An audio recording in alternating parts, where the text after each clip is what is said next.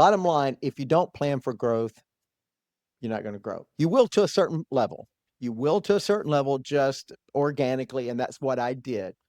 Grew it from one employee to 5 to 7 to 10. But then once I got to that threshold, if I didn't plan, strategize, I would have never gone beyond that plateau. And that's what I'm talking about seasons.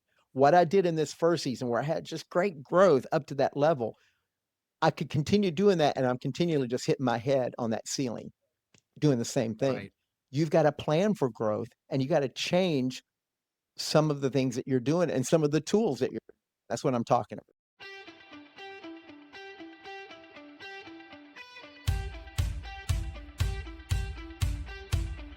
Hey, Phillip, we had a nuts and bolts episode a few weeks back, which focused on all the basics if you're starting a company. I'm sure every stage you were at, there was a different nuts and bolts, basics, fundamentals that you had to either learn or adapt as the company grew. What would you say are some nuts and bolts basics that you had to adapt to as the company grew? Good question. And you're absolutely correct in that your business goes through seasons. And I think when we talked about this before, I was talking about the startup phase. That was the startup Yes. season of my business. And there were certain things that were important for me to have in my bag of tricks, if you will, in order to get over the hump, to get over that startup hump. But as your business matures, as you grow, you start growing revenue, at least my experience, and you start growing employee count, there are other things that are essential that you acquire or you develop in order to be successful in that next season. And I can look back over notes that I've taken over the course of my business or meeting notes or different collateral that we developed at different times for marketing and so on. And I can see distinct seasons in my business as I went from season one to season two to season three, all the way up to the end season when we sold the business. And it's a unique perspective because when you're in the season, you don't realize you think this is just going to carry on forever. Well, it doesn't. It carries on for a while, and then you wake up one morning and oh, I'm in a different season with this business, and you feel it and you know it. It's actually what I was going to ask.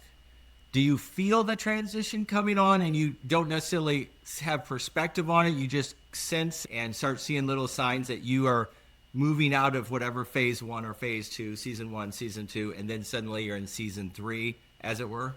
Yeah, I think so. It is gradual, and you can feel okay. There is a change here, and a lot of times it comes with adding more headcount to your staff Oh, and different responsibilities that brings.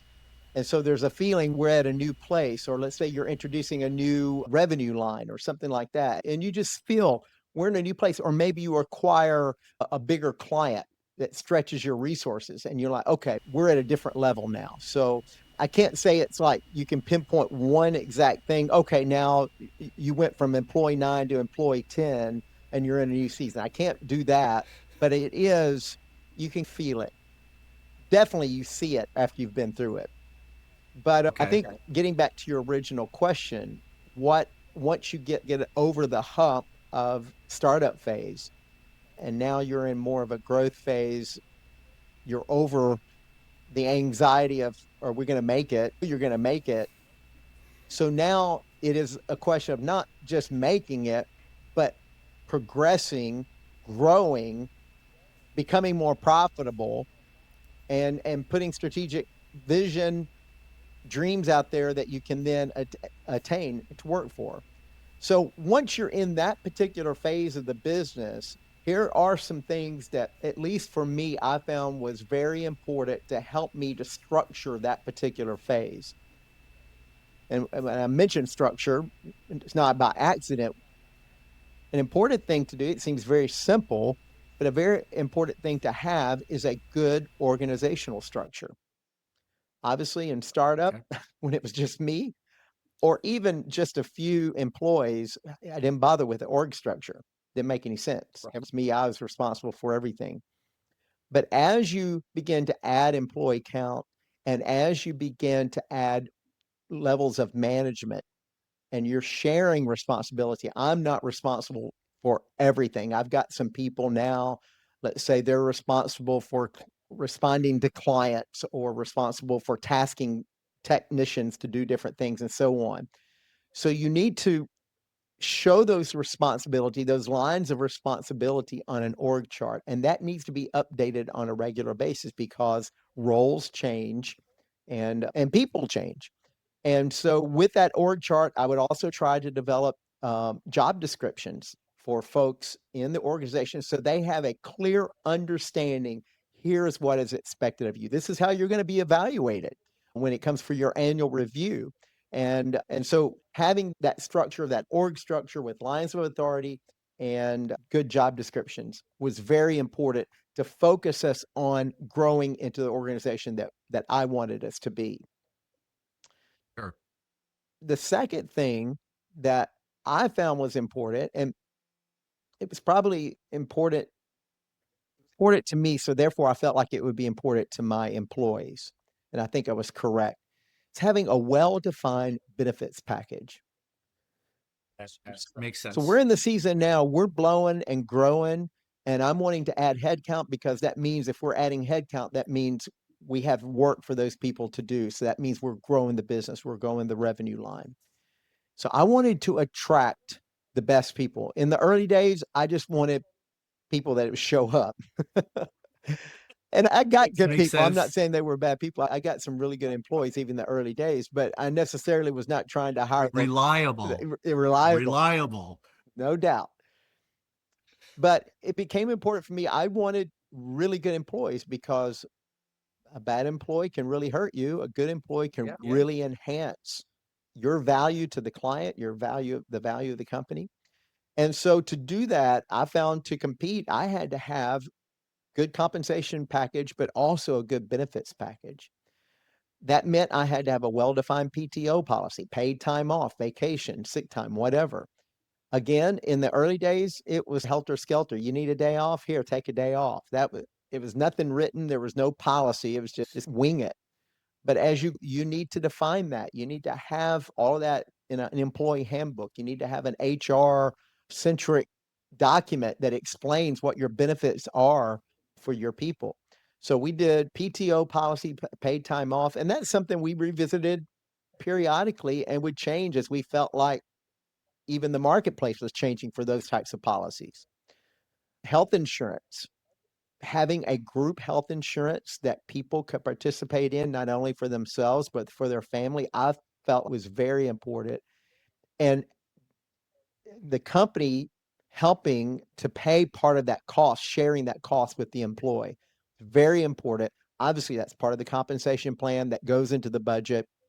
But that's something I was adamant. I wanted to be able to provide a health insurance option for our employees. That was very important in recruiting. Retirement. Um, Not most 20-year-olds are not thinking about retirement. I get that. I took it on myself to be the preacher, the evangelist for saving early for retirement. So I would bring somebody in. We would have company meetings on a usually an annual basis. And whatever plan that I had in the early days, I think it was a SEP plan, if I remember correctly. I don't know remember all the different plans. Ultimately, we Of went to course. a 401k, but I would come in and have our benefits person, not somebody we hire, but work for a vendor that provided Right. those packages. And they would come in and do a seminar on here's the importance on putting back money now for retirement, particularly when you're young, because you can get the most bang for your buck. And he would show the illustrations of this. And so we would encourage that for our employees by matching up to a certain percent. If they put back 3% of their salary into a retirement plan, the company would match that. Again, that's part of the compensation package, but it was a great benefit because unless you're in a company like that, you can't participate in a 401k. You have to do your own IRA. There's no match or anything like that. So I felt like that was a real value add in our benefits package. Also, long-term care. We offered long-term care. As it turned out, long-term care policy for each employee was not terribly expensive, and we could add that on to our health insurance package. And so we would add that on and let them know you're The PTO policy will take care of any short-term illness that you have to be out, and then once that's been used, then your long-term care policy would kick in. So just having that kind of coverage for our employees, that kind of benefit, and explaining that, number 1, when we're recruiting, when we're interviewing, and then when people coming Sure. in onboarding, explaining all those programs was very important. Salary sometimes is not just the only indicator. If you feel like you're a good fit and you get that extra week of vacation, but the salary is a little bit less, or again, the 401k is generous. To me, the benefits often are the decider in a lot of people's I lives. wholeheartedly agree, and I found that to be true also, interestingly enough, as later on in the cycle of the life of the business, I found particularly younger employees, those benefits weighed even more heavily than they did in the early days. And I found Okay. that very interesting. People really valued having time off, or we ultimately, I'm old school, but it was against my wishes, but I kind of let the folks that were deciding that have the last say. Um, my folks that I had doing HR policy, we had a unlimited PTO unlimited PTO Really? policy. Yes. And, they came to me and say, "This is in vogue now," and I'm like, "This is crazy. What if somebody just says, 'Hey, I'm taking off for a month?' They're Right. not gonna get their work done." So, that was part of it, but having what we call an unlimited PTO policy where we just don't count it, it's popular, particularly with younger people. Absolutely. Sure. Sure. So, those benefit packages can make or break getting really good, high quality employees. Good So, point. we did the org chart. Number 2 was the well-defined benefits package. Number 3, a really well-defined sales strategy slash protocol. And I think I've Okay. told you this is not my strong suit. I'm not in Mhm. sales. I'm not a marketing guy. But once you start growing, you have to forecast growth. When you start Okay. budgeting, and you have to budget resources based on what you think that growth is going to be. You have no idea what that is going to look like unless you have a defined sales strategy. I All learned right. that on the fly, didn't go to school for that, didn't know anything about it, and kind of learned the hard way. In the early days, it was just, we'll throw the line, see what we can reel in, and if it's a big fish, then we'll staff up to handle it. Well, you can't really do Right. that once you get to a certain size because you're gonna be behind the 8 ball if you do that. And so having a way, we ultimately use Salesforce as a tool that we use for our salespeople, but that you could go in and particularly management could go in and look and see what's in the pipeline. And we would have different stages of the pipeline. And anybody that's in sales, I'm not telling them anything. They can explain it a lot better than I can. But you can go in and say, okay, in the next quarter, we can expect X percent of the people in this segment of the pipeline are going to turn into customers. And in this next section, a lower percent is going to come in the second quarter. And then this other section, a percentage of that is going to come in the third quarter.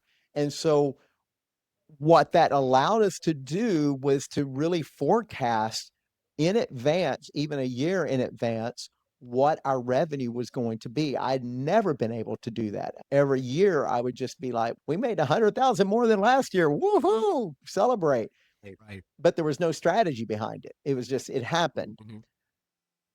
Once we started planning for that, then I could forecast next year.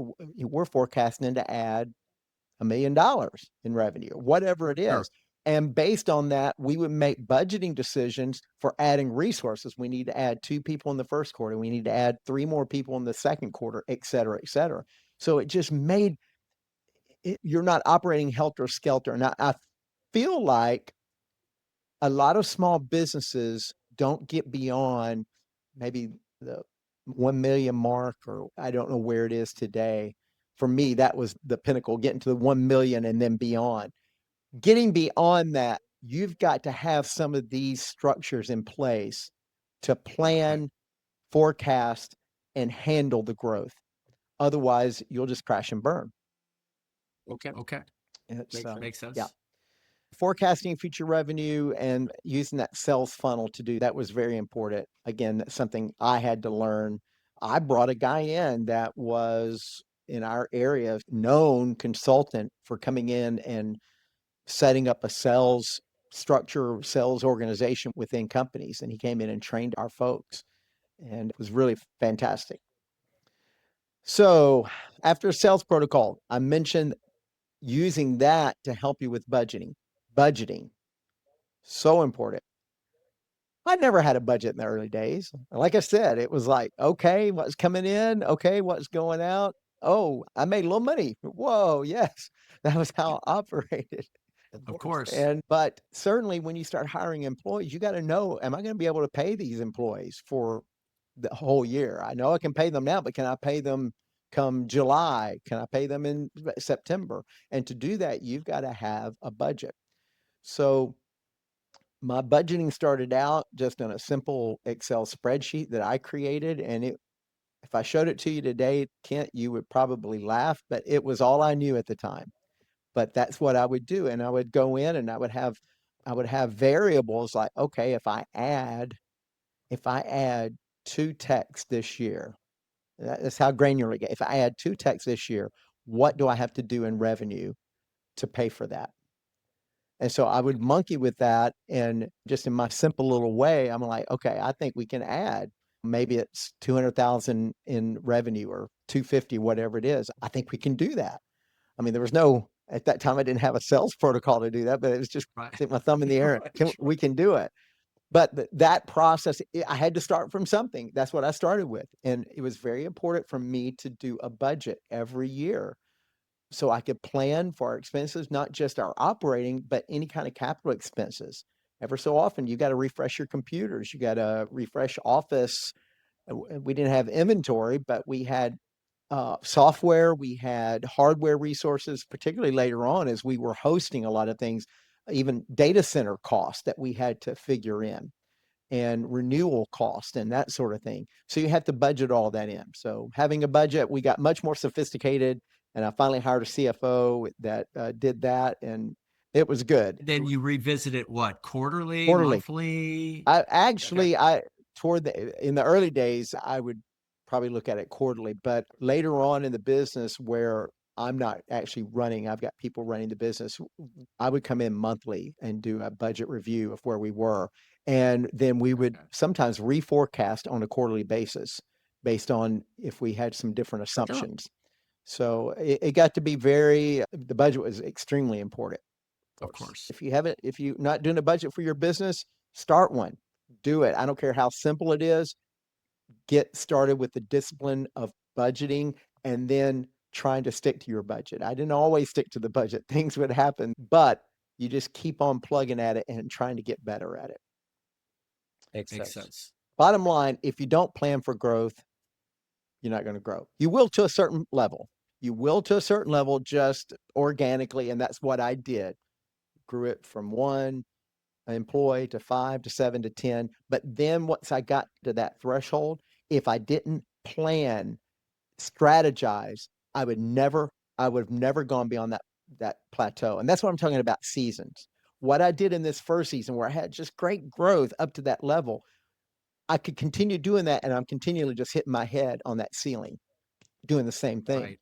You've got to plan for growth and you got to change some of the things that you're doing and some of the tools that you're. That's what I'm talking about. Makes Makes sense. sense.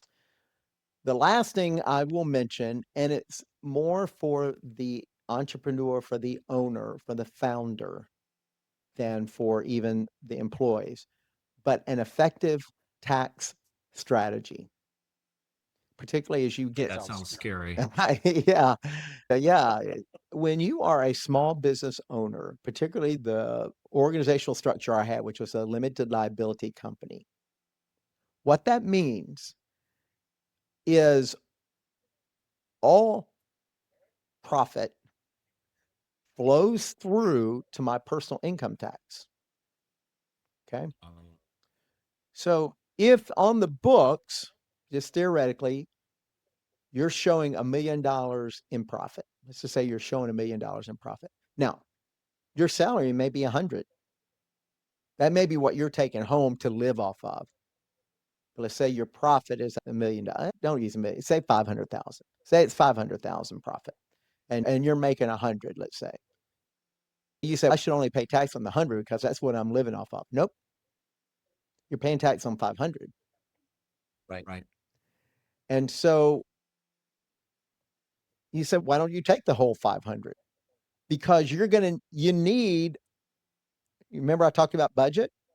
I've already a big percentage of that for next year. For we've got big data center upgrades, or we've got computer upgrades, or we're going to do an expensive marketing campaign that we're budgeting for next year. So we've got the money in the bank, we've made it, but I'm allocating that in next year's budget. But wait, Uncle Sam says, before you spend any of it, I want a big chunk of it.